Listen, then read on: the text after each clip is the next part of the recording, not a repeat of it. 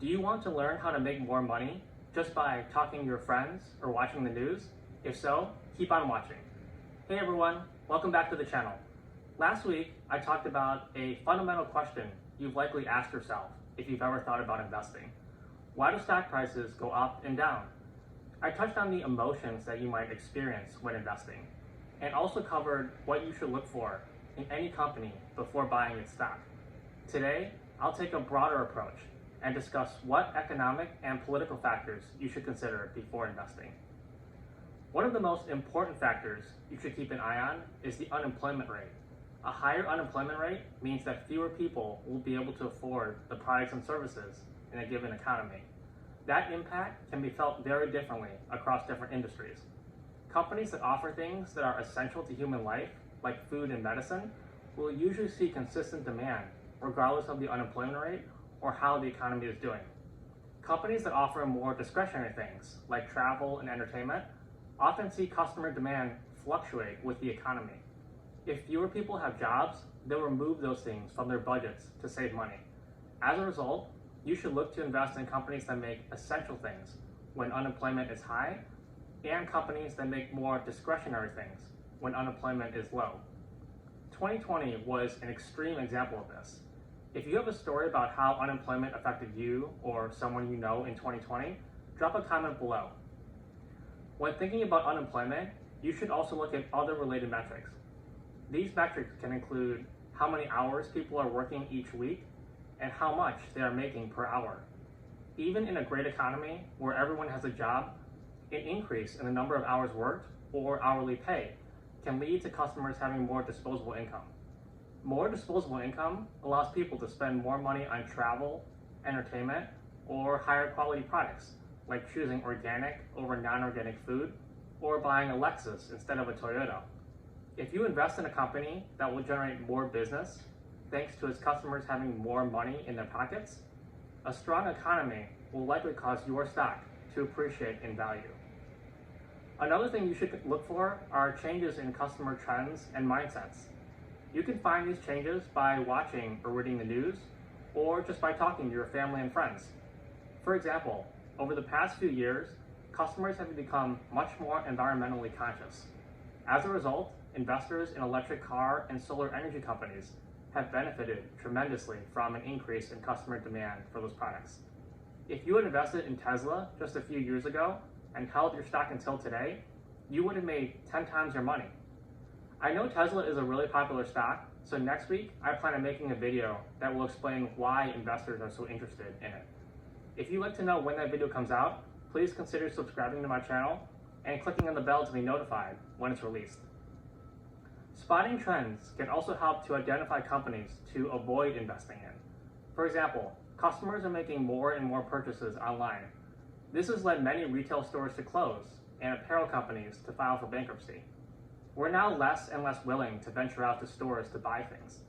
Investors that realized that early on were able to avoid investing in companies that sold things primarily in physical stores.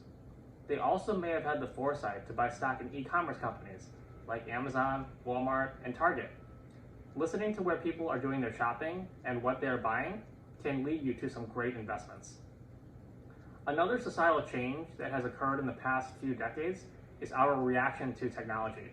Technology has played an increasingly large role in shaping economies and how customers interact with them. It has also led to the rise and downfall of many companies, and in turn, their stock prices. The biggest change over that period of time has to be the iPhone. If you had bought stock in Apple when the iPhone was introduced and held it until today, you would have made nearly 40 times your original investment. The iPhone also has had a profound impact on the fortunes and stock prices of many companies.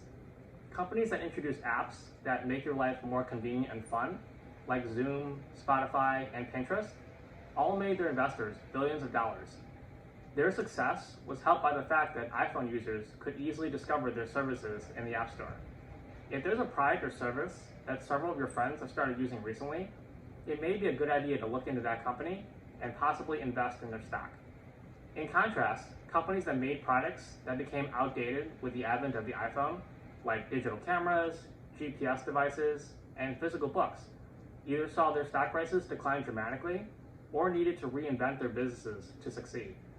At some point in the last decade, you may have replaced one or more of those products with your phone, tablet, or e-reader. That would have been a sign to avoid investing in companies that made those products that were replaced. Technology can also have an impact inside of a company and affect its stock price. Companies are always looking for ways to become more efficient. If they can accomplish more using fewer resources, that will have a positive impact on profitability and their stock prices. One of the biggest transformations in business in the past few years has been cloud computing. In the early 21st century, if you wanted to start a tech company, you needed to buy your own servers and hire engineers to manage them.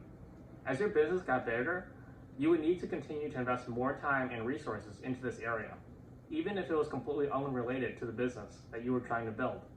Now, companies like Amazon, Microsoft, and Google have an entire business centered on building, managing, and outsourcing servers and engineering expertise to other companies.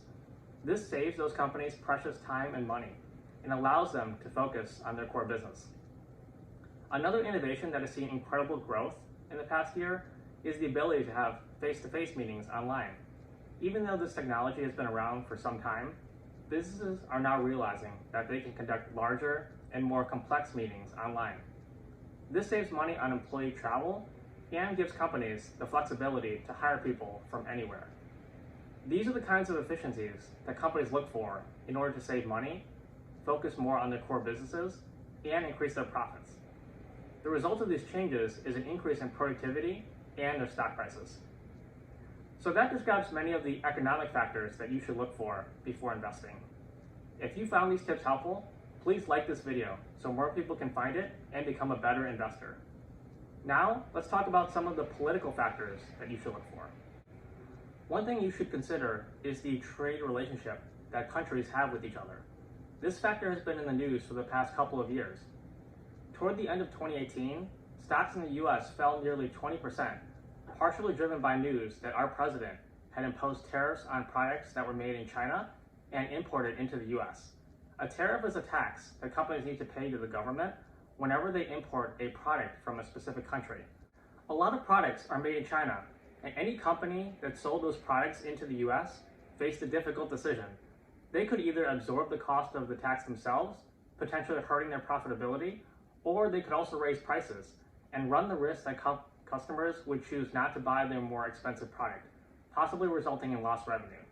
Both scenarios could potentially drive down the price of a company's stock. Another political factor to consider are the fiscal priorities of the people in charge of your government. Here in the US, Republicans and Democrats have very different priorities.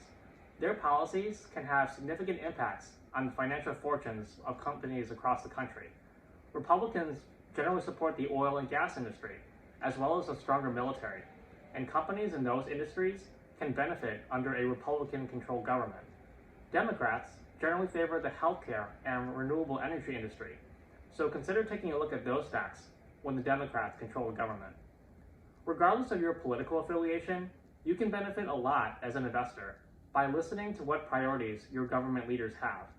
This can help you to better position your portfolio in stocks that will benefit from government support and avoid stocks that will be disadvantaged by a lack of government support. So that concludes this two-part series on the factors that can cause stock prices to go up or down. I hope you found this helpful. Thanks so much for watching, and I'll see you in the next one.